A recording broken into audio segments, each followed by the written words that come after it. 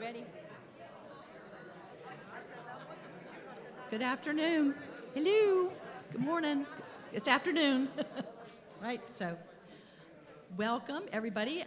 Welcome members that have been here for a long time and any guests that are here. If you got one of these name tags, it's got a piece of paper in there if you'd like to be a member of the Happy Hearts Club. No dues, none of that. It's just that you'll have your own tag.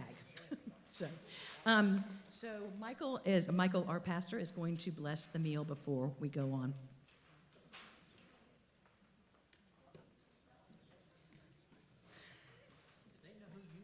Oh, I'm sorry. First time. Do y'all know who Melanie is? So, I'm sorry. I'm Melanie Merrick. I am the vice president under Dick and Dot, who are the brains behind this. So, and do all the hard work. Good afternoon. It is afternoon. It's 2 minutes after. Y'all thought you were going to be eating at 12 o'clock, didn't you? I've got a sermon I want to try out for Sunday morning on you real quick. It is good to see each and every one of you. I hope the rain nourished everything that you needed nourishing today. God has a way of doing that, does God not? God has a way of taking care of our needs, and so we say thank you to God for all, but let's return some thanks and praise God. Let's pray. Almighty God, we do give you praise. We give you thanks. We're thankful, Lord, for a beautiful day that you have given to us. Any day, Lord, that we can just jump out of that bed, put our feet on the floor and just come after you, Lord, those are great days. And Lord, as we are here, we're mindful of your presence in our lives. And Lord, as we are here, we're thankful for Happy Hearts, for the ministry that they have going on. Lord, for hands that have prepared this meal, for hands that are serving this. Lord, we ask blessings upon those. We ask that you take this food, allow this food to nourish our body, and us that service. And all God's people said. Amen. Okay, so we're going to start with the birthdays. So if I call your name, please stand up and remain standing. And then when everybody's standing, then we'll sing Happy Birthday, and it'll be Happy Birthday, all y'all. Okay. Ready? Helen B.B. Perez. Okay. Ben Brown. Elizabeth Cutshaw. I didn't see her. Charles Kennedy. Catherine Marshall. Linda Jean Robinson. Lori St. Clair. Bob Tryon. Donna Waite. They're all, there y'all decided not to come, so you get. Yeah. Okay, so there's two, so it'd still be all y'all. Okay.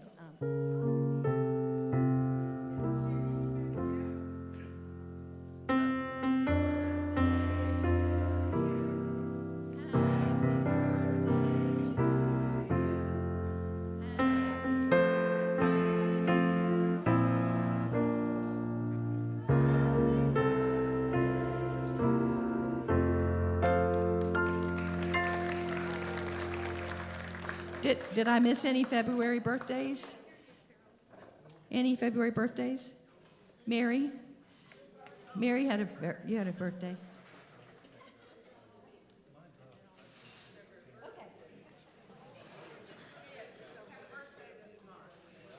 Okay. Mary did over here. Thank you, Linda.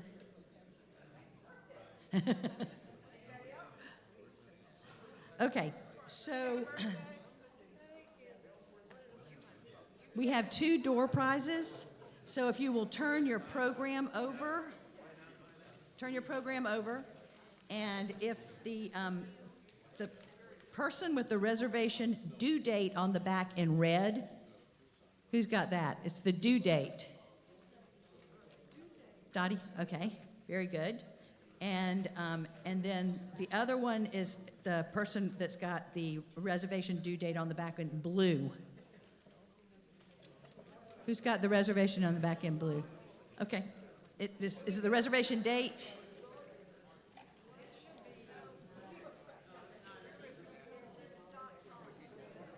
Is that one it? Is that it? Okay, we got them. Those are the door prizes. Thank you.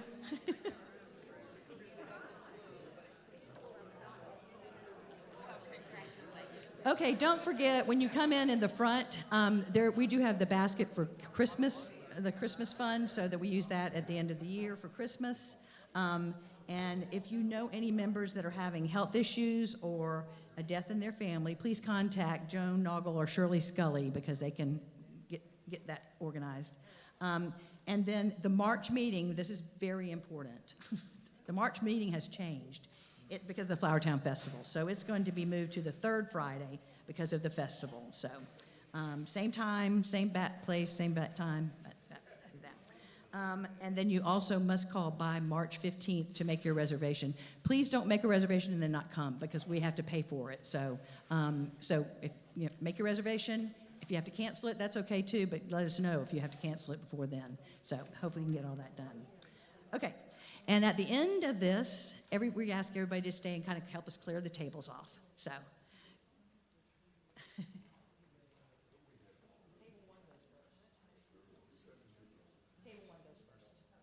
Table one goes first. That's y'all.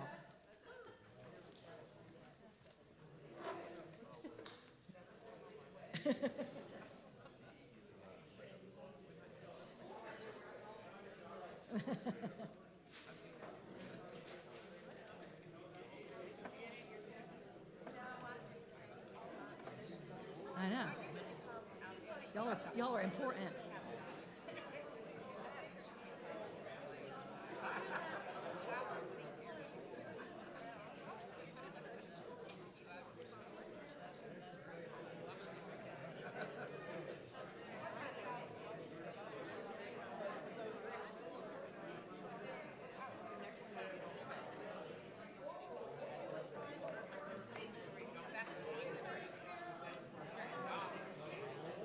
Table nine. Table nine. Nine. Table nine. Who's table nine? Okay. Come on down.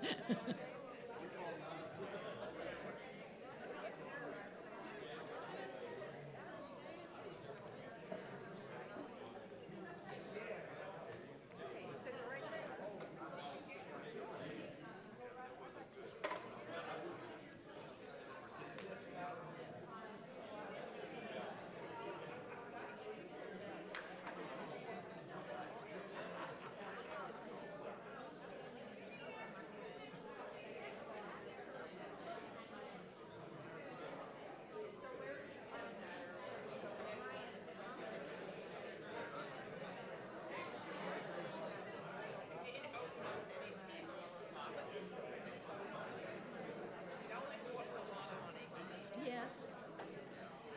You got one?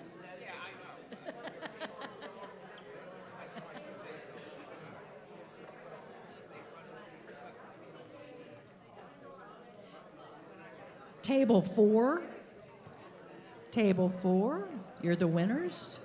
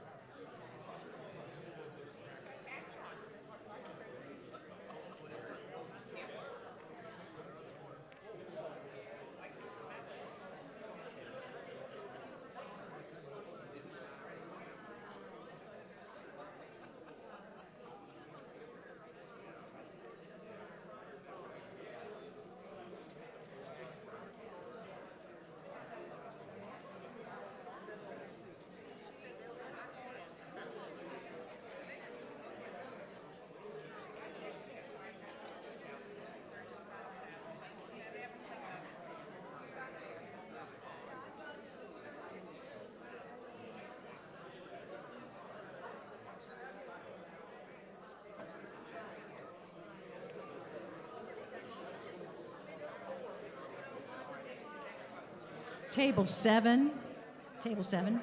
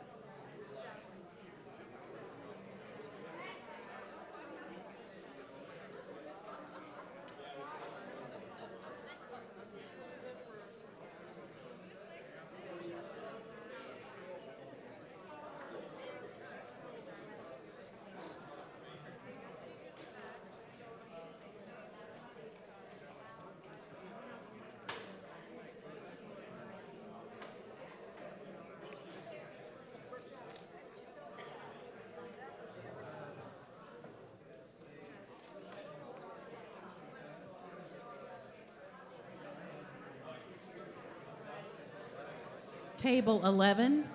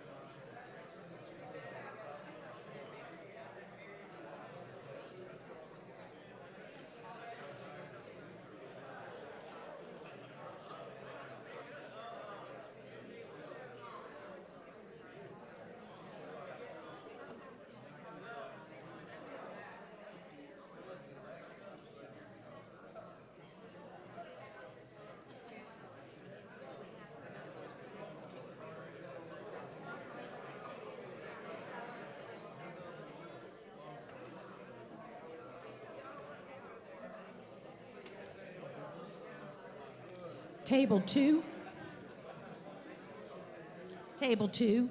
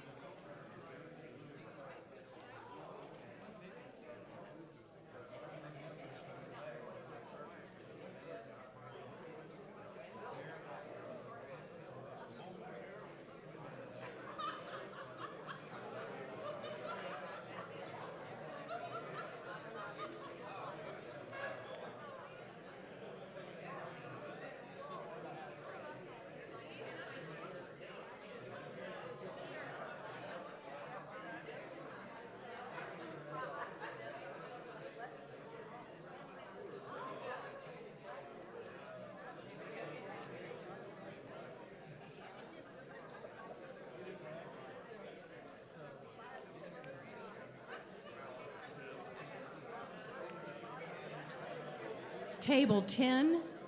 10.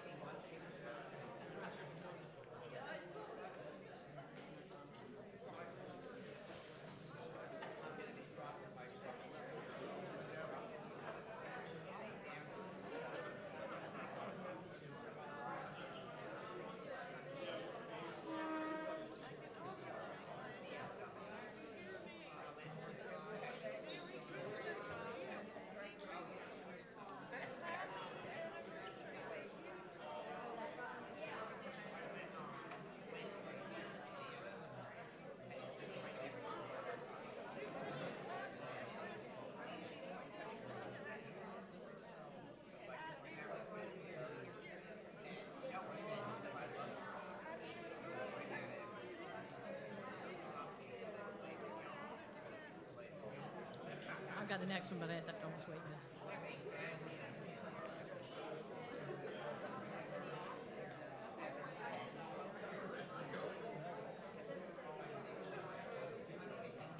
Table 8. 8. Ta-da!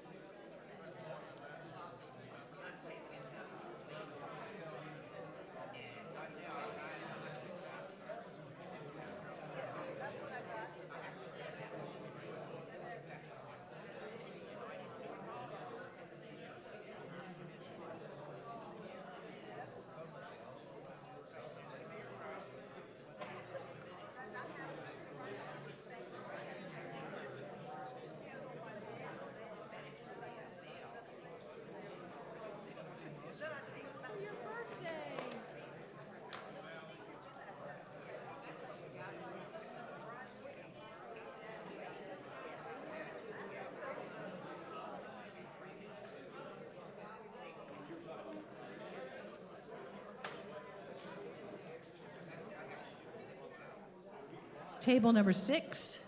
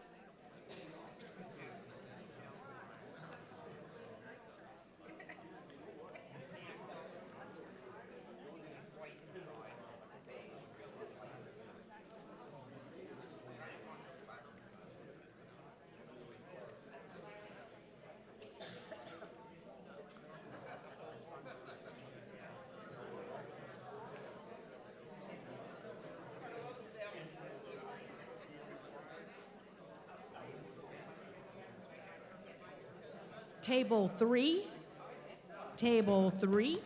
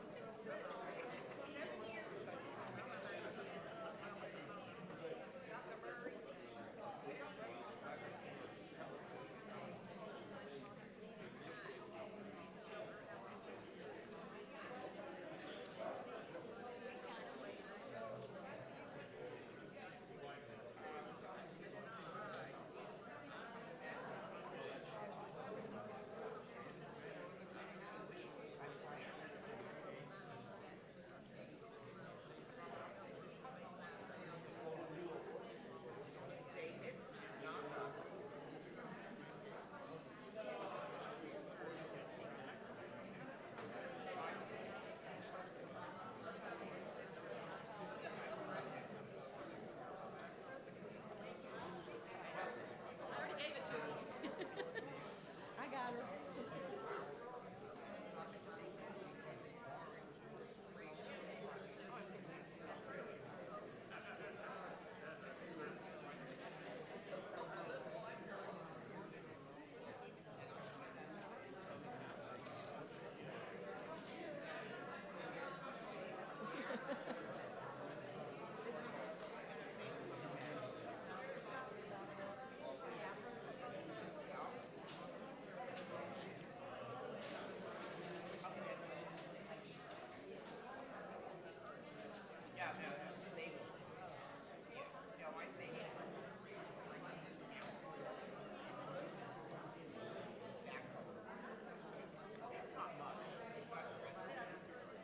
And finally, number 5.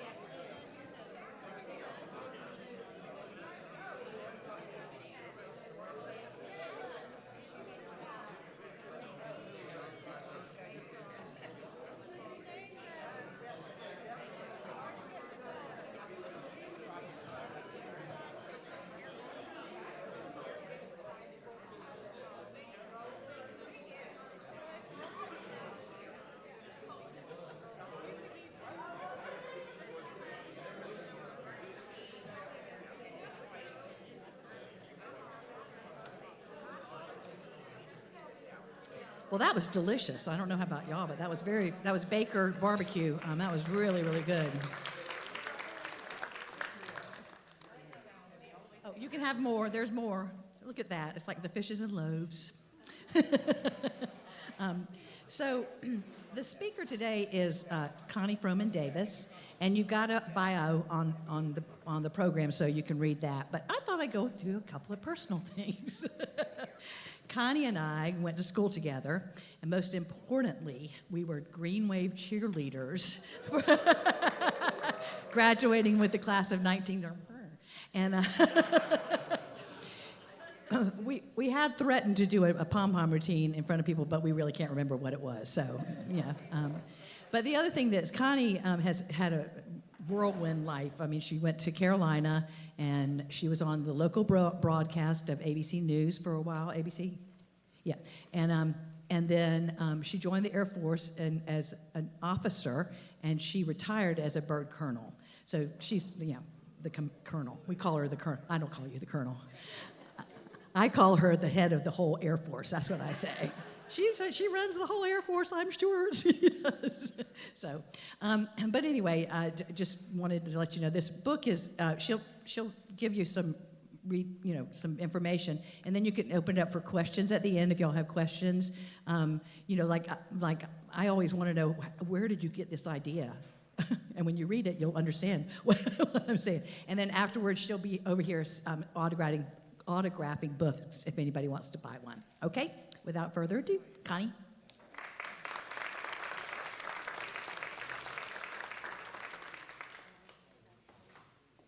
Yep. Okay. All right. Thanks, Mel. Thank you so much for having me today. How's everybody doing this afternoon? Oh, good. It's lovely to see a bunch of happy hearts in the audience. We need happy hearts these days because things are a little complicated out in the big world. So I used to come here actually with Melanie. I'm a Catholic born and raised, but not a terribly good one. So, and when I was coming up, the Catholic youth organization wasn't as good as the Methodist one. So I would come I would come over here and hang out with the Methodists for a while. And if any of you remember Miss, I would come and take a few course things with Miss Amelia and hang out with a few of the Methodists. So I got a little familiar when it was just Spell Chapel back in those days, and not all the other stuff that Bethany now has. Y'all have grown so large, which is really just wonderful. So I do appreciate y'all inviting me here today. As Melanie indicated, we've been friends since, I think, second grade for a very long time. We won't talk about how many years that actually is. And she was very sweet to invite me to talk about my novel, Death Writes Itself, that I wrote and published. Wrote it in about 2023, early 24, and it published it on Thanksgiving Day of 2024. So she talked about my background a little bit. So now she actually stole some of my thunder, so I might be a little confused in talking. And she also asked me to talk a little bit about the writing process, and I'll tell you a little bit about Death Writes Itself. And then, as Melanie said, if you have any questions at the end, I'd be happy to answer them. I do like to start out with a little bit of humor just to break the ice. So I have a question for you, and it is a rhetorical question. So if any of you know the answer to it, don't be a smart aleck and yell it out, okay? And I am also from the South, so I can ask this question. Y'all know the difference between a northern fairy tale and a southern fairy tale? Well, a northern fairy tale starts out once upon a time, and a southern fairy tale starts out, y'all aren't going to believe this. So, now Death Writes Itself does not start out once upon a time, because it is not, in fact, a fairy tale. In fact, it starts out with a dead body. But it is, in fact, a little humorous. It's not murder and mayhem throughout the whole book. But so if you do read it, you don't have to worry about it being all blood and guts, because it is not all blood and guts. But let me say, I was going to give you a quick background, but I guess I don't really have to do that. I was born and raised here in Somerville. As Melanie indicated, we were cheerleaders together. And I do have it on good authority that even though she says she doesn't remember any pom-poms, and even though she says she's the vice president here of Happy Hearts, I do know she's also like chief entertainment officer. So next month, she has promised, despite what she says, to do a couple of pom-pom routines for you. And the old victory cheer, which I know she remembers. And the second part of the entertainment will be y'all observing 911 coming in, because once she does that, you're going to have to call emergency services to get her up off of the floor. So, and no, I will not come and help you do that, no matter what you say. And then, I did go to Carolina, and I was on locally radio and TV for a couple of years before I came into the Air Force. So I moved 14 times when I was in the Air Force, retired out of Peterson Air Force Base out in Colorado Springs, and out of NORAD and U.S. Northern Command. And I'd be happy to answer any questions about the Air Force if you have them, but I won't bore you with all the details of that. And then I fully retired in 2016 when I retired out there. I worked for the sheriff in El Paso County in Colorado Springs and taught Homeland Security classes for Colorado State University. And then when I moved back home in 2010, because my mom was still here, I guess I don't have much imagination, because I also worked for the sheriff here for about a year, and then taught Homeland Security classes at Trident Tech University for a while. Since then, I've volunteered for various places around the area, to include our lovely historic library, the Timrod Library. Got to put in a plug for the Timrod. If y'all have not ever been there, I recommend you go and check it out. It's a beautiful, beautiful old building, historic building, and they have a great mission, so I recommend that. And these days, I just volunteer for Dorchester County with their Emergency Management Division in the CERT program, the Community Emergency Response Team. And that's all I do these days, besides try to write a few more books. Now, somewhere in those years of traveling around the world and the nation, I developed this idea that I'd really love to be a best-selling author, because I think that'd be really cool, like New York Times best-selling author. And I thought, well, I don't know, can I really write a book? I'm not sure if I can, because I really also would like to be a gold medal Olympic champion. But I really I'm not that sports oriented, so I don't think I could really do that. And I'd also really love to be a famous singer in a rock and roll band, but I really can't sing that well, despite Miss Amelia's efforts. And so, but what I can do, because I went to Somerville High School, and I had Mrs. Claire Reese Foster. And for any of you, a couple of you sitting at this table, who went to Somerville High School, if you had Mrs. Claire Reese Foster, you too can put a whole sentence together, and multiple sentences together, and then you can put paragraphs together, and therefore you too can write a book. Or if you had anyone in your life who is like Mrs. Claire Reese Foster, you can write a page. She was the hardest teacher in the school, I think. At least she was in the English department. The meanest teacher as well. At least we all thought so at the time, right? But Mrs. Foster knew how to teach kids English. And so I knew I could write a sentence. And so one day, finally, after thinking about it for a long time, I'm like, let me just try, because I had an idea. So I just sat down in 2023 and I started writing. And what I discovered is that I actually could write something that wasn't too bad. So 73,436 words later, I had Death Writes Itself. And it turned out, actually, this is my friend Nancy's favorite line, it's not terrible. It's not terrible. That's my marketing theme. It's not terrible. Although my neighbor, Jackie, she said, well, maybe you should say, instead of it's not terrible, maybe you should say, this may not be the best book you ever wrote, but it certainly won't be the worst. And yes, I do need a new marketing team. Yes, thank you very much. Actually, I have gotten good feedback on it, truthfully, pretty good feedback on it. And so I was very proud of myself that I actually got it written. And so let me tell you take a minute just to tell you what it's about, and then I'm going to talk to you a little bit about the writing process. It's a crime novel, and I actually started out, I wanted to write a cozy mystery.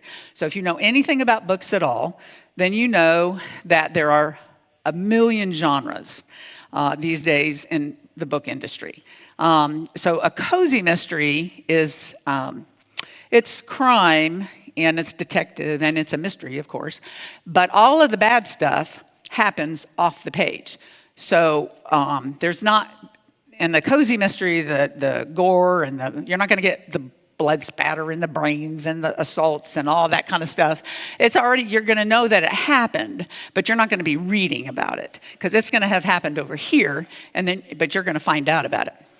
In a crime novel, the chances are good that you're going to have to read some harsh stuff. And depending on the author, some of it can be really, really harsh, and some of it not so much. Now, me personally, I don't like to read all that gruesome, graphic, icky stuff so much, but so there's not a lot of it in my book. But here's what happened. I don't know if you've ever heard authors speak, but they will tell you that their characters talk to them in their heads.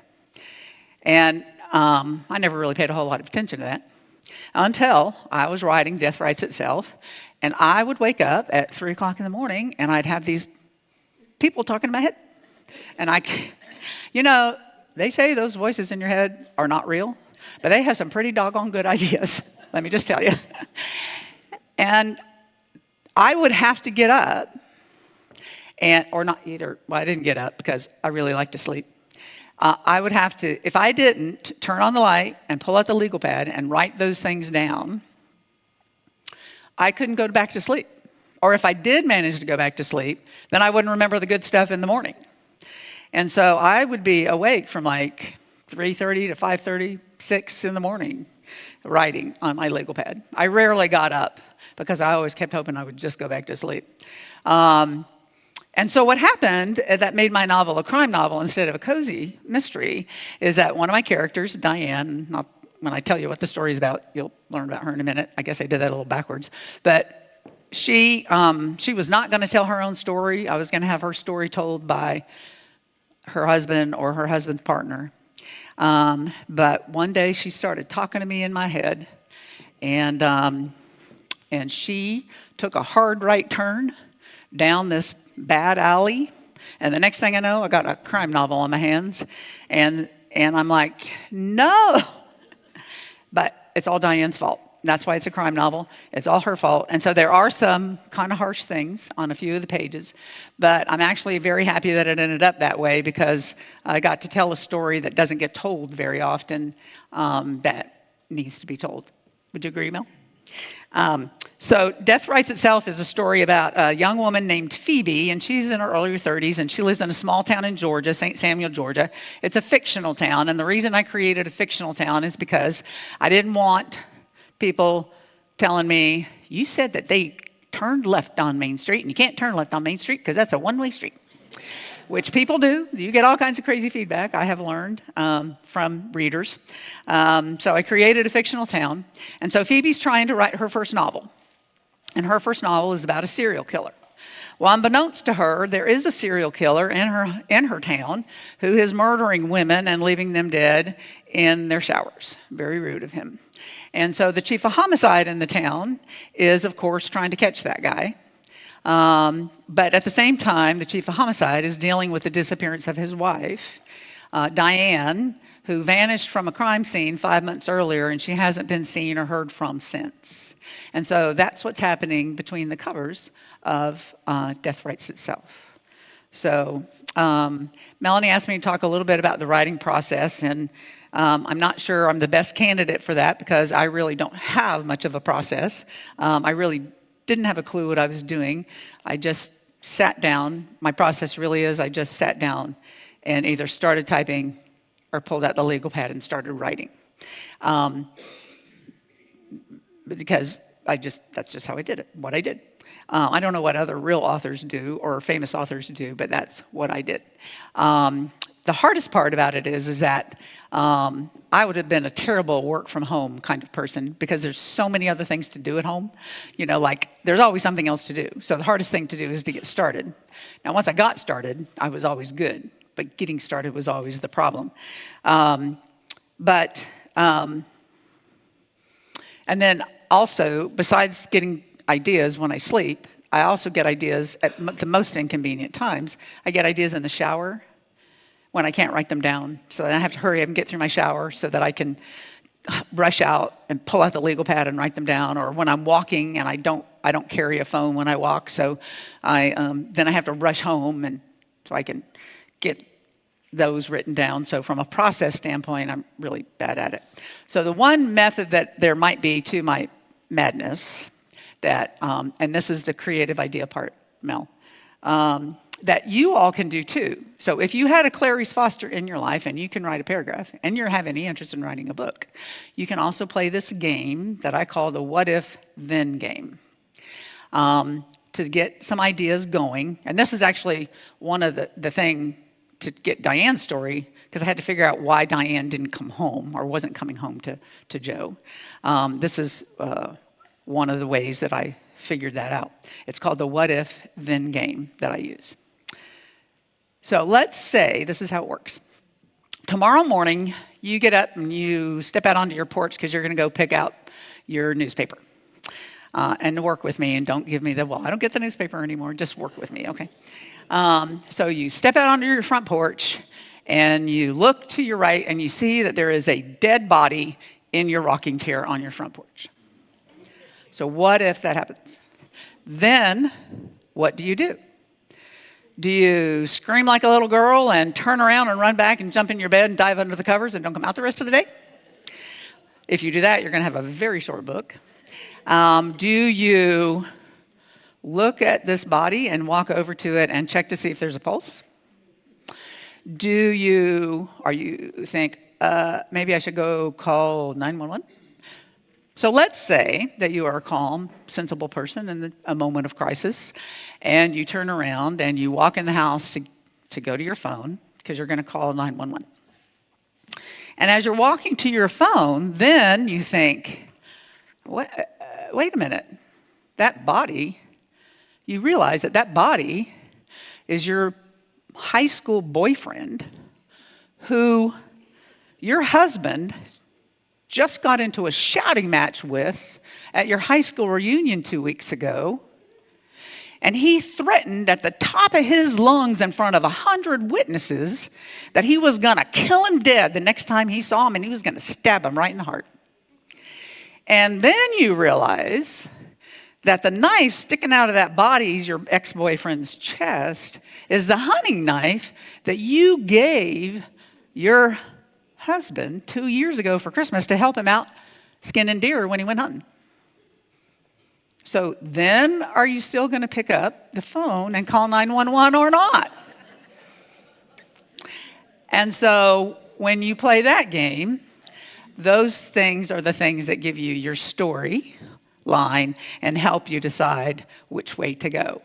And depending on the answers to those questions as you go along, then that is the thing that helps you decide, first of all, makes your story longer or shorter depending on your answers. And that's how I do it. I don't know how Stephen King does it. Well, he did it with a lot of drugs and alcohol. But, I don't know how everybody else does it, but that's kind of one of the ways that I do it to get ideas and things like that. So, and then in terms of process, then once you think your story is complete, so once I thought my story was done and that I couldn't do anything else to it to either add to it to make it better, I was sure there were things I could do to it to make it worse, then what all authors do is they have some trusted readers, they have some early readers that they'll send their manuscript to. And so I picked some friends who I knew would give me some good feedback. Because you can't send it to people who will just say, "Oh, I loved it, it was amazing, and I wouldn't change one word," because that's not helpful to you, right? You have to send it to people who you know will say, "Nah, this didn't really work," or that, who will give you feedback, both positive and negative.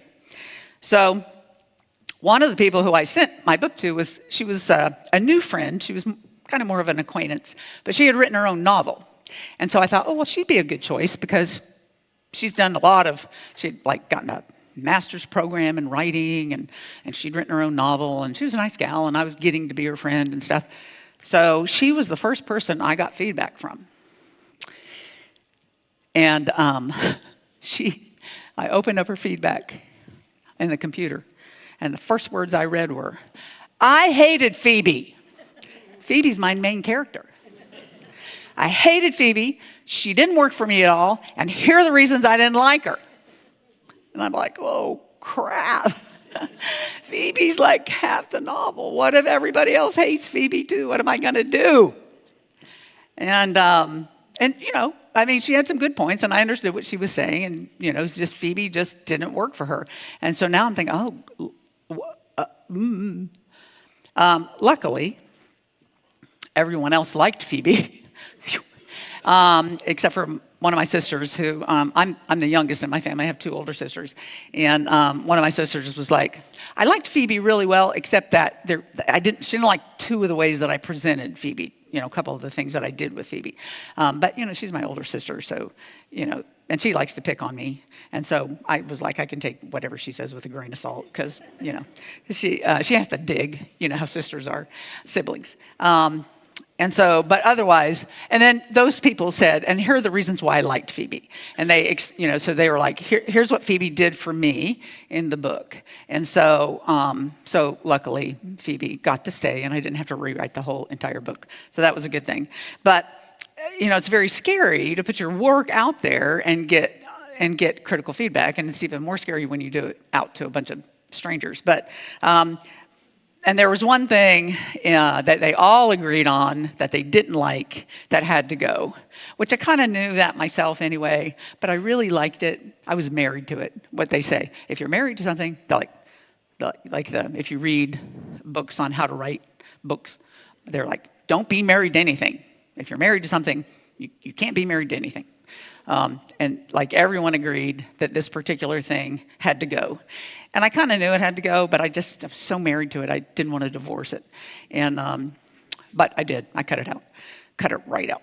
But other than that, they all had different things and opinions on different things that should go, that they didn't either like for some reason or they didn't think fit or whatever. And then there were some things that were just kind of clearly needed to be reworked. So for an example, that same sister, who I love dearly, by the way, she was like, and I could just see her as she was writing this, although she couldn't have been looking like this while she was typing. But so there's a dog, there are a couple dogs in there, and one dog's name is Belle, and I had this scenario where Belle is peeing on an aircraft tire.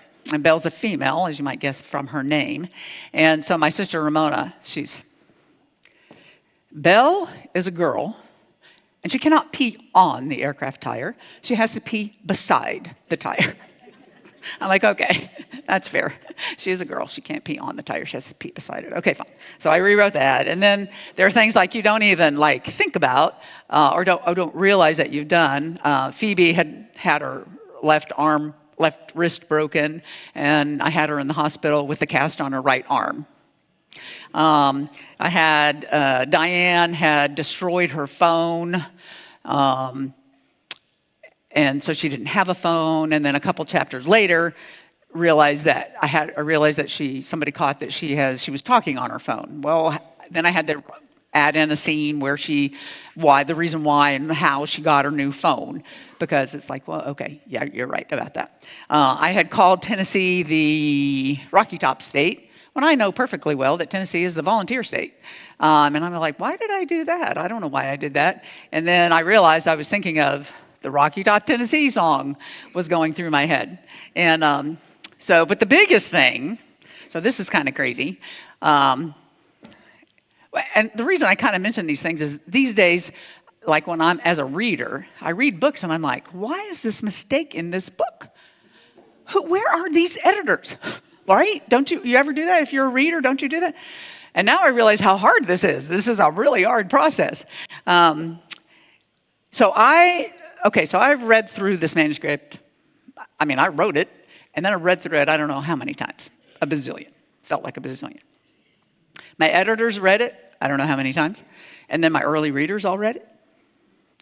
I'm reading this thing for the last time before I'm ready to say, we're taking it to print. And I almost didn't even read it the last time because I was like, I don't think I need to read it one more time. I mean, we've all read it. Why do I need to read it one more time? Thank goodness I did, because I'm reading it, and I don't know what page I'm on, 150 something.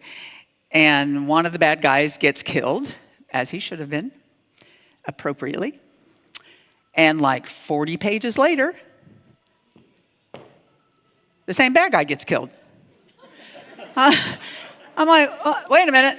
So I flip back, and I'm like, yeah, they killed him. And I go back. I'm like, well, he can't show up back here again and get killed all over again. I had killed the same bad guy twice, and nobody got it. And so now he was a really bad guy, and he was the worst bad guy in the book, and he deserved to be killed twice. And so I'm like, how did that happen all of this time with all those eyes on it? And so I had to rewrite that, of course, and kill off a different bad guy in the second time. Because then I had to decide, well, who gets to kill him off? And I was like, oh, these people are the ones who really need to kill him off. And so anyway, it's just kind of an interesting process with all these things that you just don't realize until you're in the middle of it. It was quite the interesting process, actually, just to do the writing of the book itself. So anyway, after my early readers validated that I actually did have a pretty good story, I was like, well, golly, should I publish it? Because I really never intended to publish it. I thought that I would just, if it turned out okay, even mediocre, I would just get some copies spiral bound and give them to my nieces and nephews, and then that would be that, right? Just kind of a goal I set for myself, and that was all. But now I'm thinking, well, I've read worse books than this. There are worse books than this in the library. I mean, truly, there's some not very good books out there. And so I was like, well, maybe I could be a best-selling. Now I'm thinking, ooh, New York Times best-selling novelist. And so I researched about being published traditionally. And if you're going to do that, you have to have an agent. The process to get an agent is long and cumbersome. And so I was like, well, I'd really love to do that, but I am tired and lazy. And so I decided to publish independently. So I found a local company, Publish Pros, who helped me do the technical piece of publishing independently. And I'm glad that I went that route. Although if you publish independently, the opportunity to become a best-selling author and sell millions of copies is not very great, because you have to do all of your own publicity and stuff, and I am really bad at that. I'm really bad at social media, and as you already know, I'm really bad at marketing. So anyway, I decided to publish independently, but I think for me it was a good choice. If I was in my 20s, I definitely would have gone the agent and tried to go traditionally published route, but I was 66 at the time, and I already had a career. I was just doing this for fun. And it was very fun to write, very, very fun to write. And so I have started the sequel. I've had people ask me about that, about doing a sequel, and I have started the sequel. I had hoped to get it published last year, but life interfered. And so I do have 17,000 words written for the sequel. I only have 70,000 to go. And so we'll see how it goes. I am retired, so I do have a lot of projects. I do actually, I was just telling these guys, because this table is full of my friends.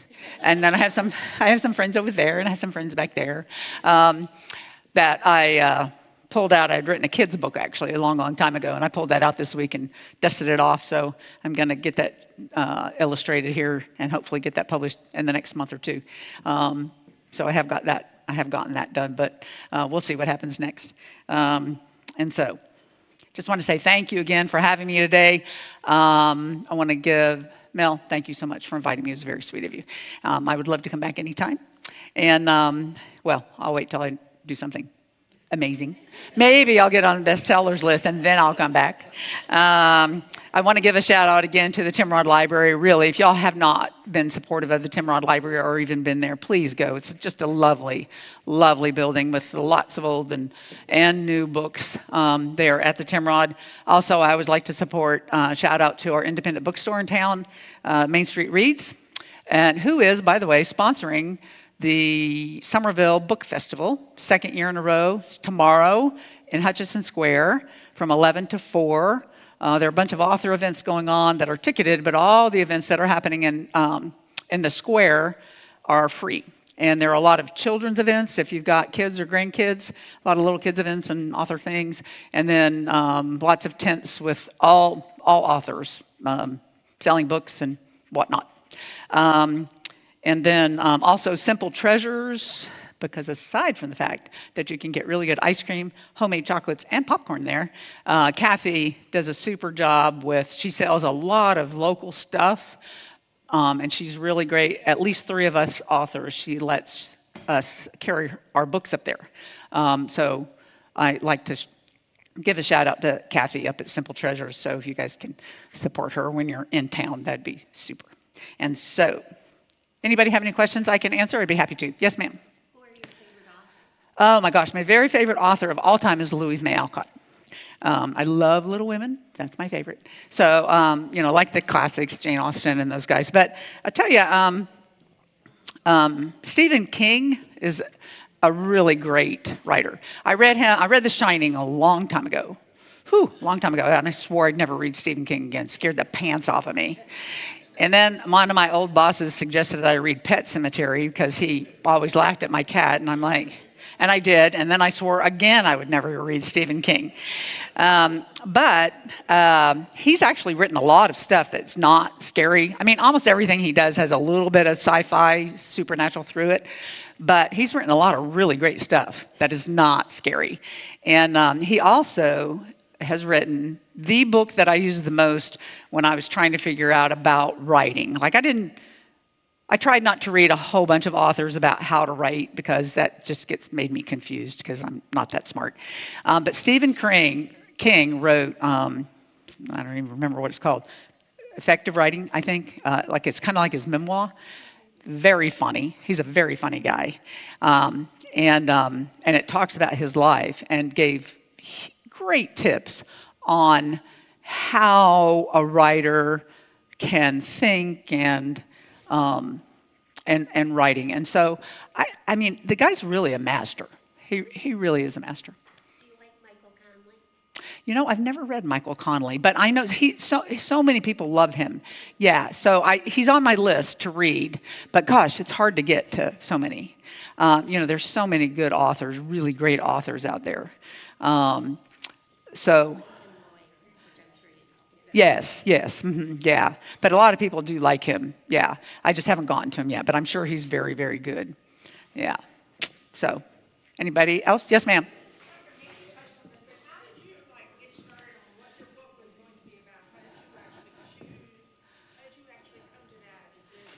I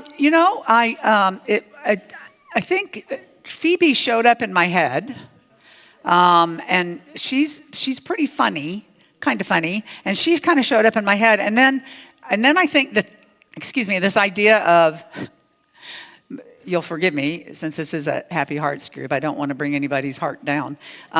This idea of a woman being dead, lying over her shower door, showed up in my head. Don't ask me why. I don't know. I don't know. I've never seen a woman dead lying over her shower door, and I hope sincerely it's not me one day. But so I kind of had this idea for Phoebe being this fun character, and then I had this thought of this woman lying dead over her shower door, and so I'm like, oh, well, how did she get killed? And I don't know. It just kind of went from there. I don't really know how to explain it. It just kind of went from there. And one of the other things that I did, if you care anything about writing, one of the things you're not supposed to do, that I found out later after I wrote my book. So it's a good thing that I didn't do any research on it, really too much research on how to write a book in advance. You're not supposed to have really more than one protagonist. You can have two, but you're definitely not supposed to have three. Well, because Diane opened her mouth and started talking, I ended up really with three protagonists. Well, so okay, I'm not really supposed to, but it worked, I think. You also are not supposed to mix first and third, what's that called? First and third person. Sorry, Miss Foster. First and third person. Well, I didn't know that. So Joe speaks in third person. Joe's the second protagonist. He's the detective, or the chief of homicide. And he speaks in third person. Phoebe talks in first person. Well, I didn't know that. So that's how they do it in my book.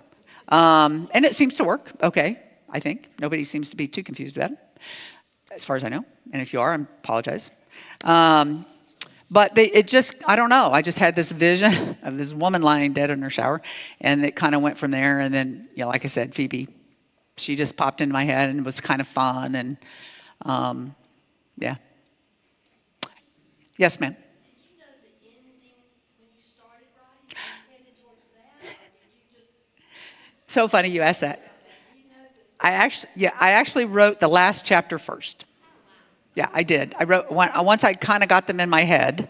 I had them in my head, and I did write the last chapter first. Yes, and so I knew how I wanted them to end up.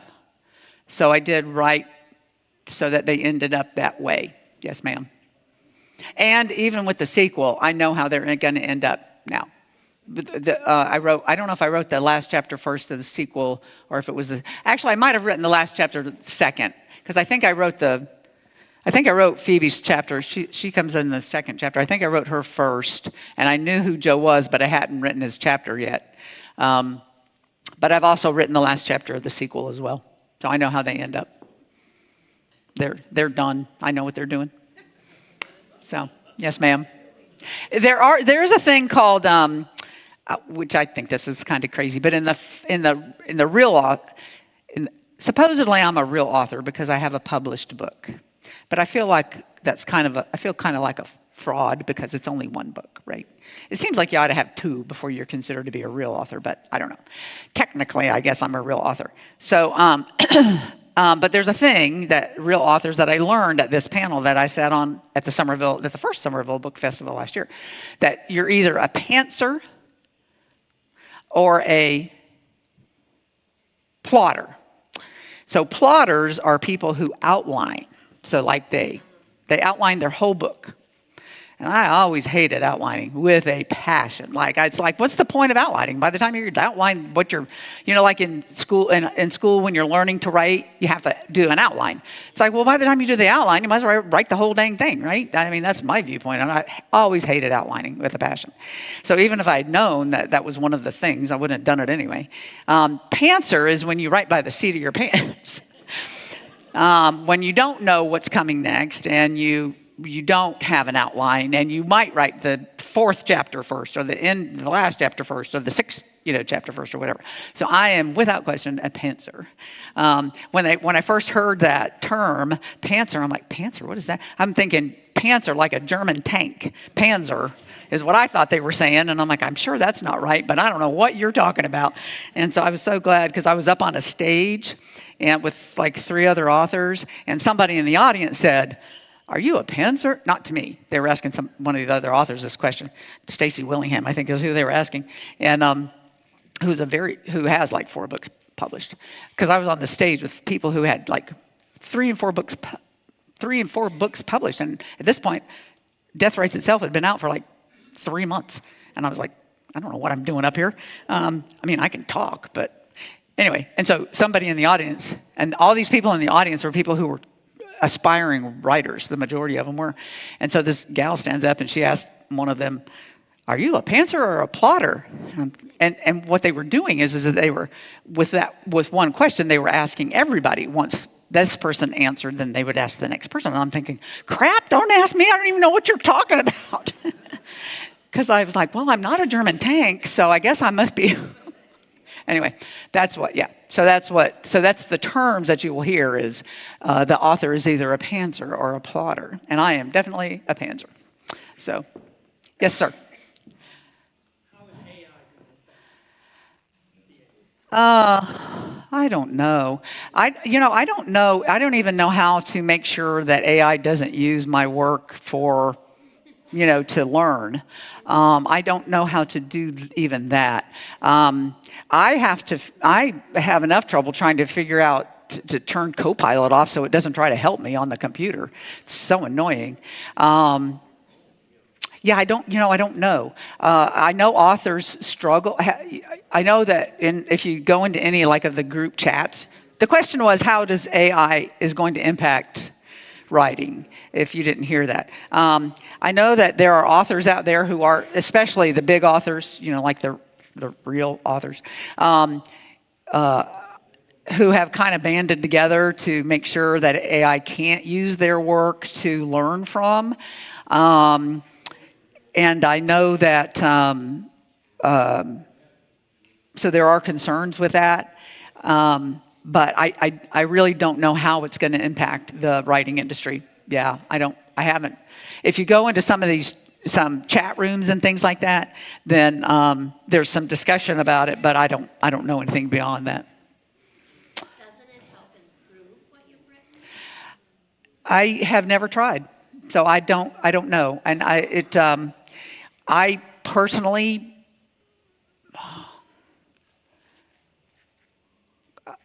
I don't know, because I don't need anything else to make my brain work less. My brain works less all by itself, and so I do as little. I stay as far away from it as I possibly can. And as far as I know, every author who I have any kind of contact with still writes on their own, as far as I know. Yeah. Oh, you're welcome. Thank you so much.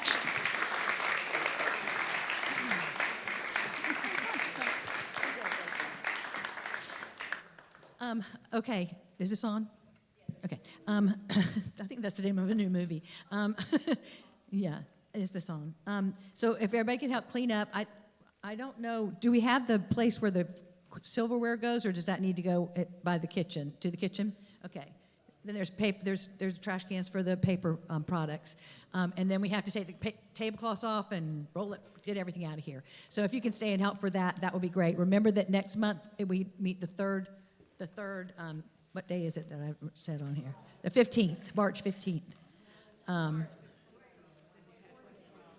Oh, you had to call Dot by the 15th. Yeah, March 20th. I was going to go, wait a minute, that's not working for St. Patrick's Day.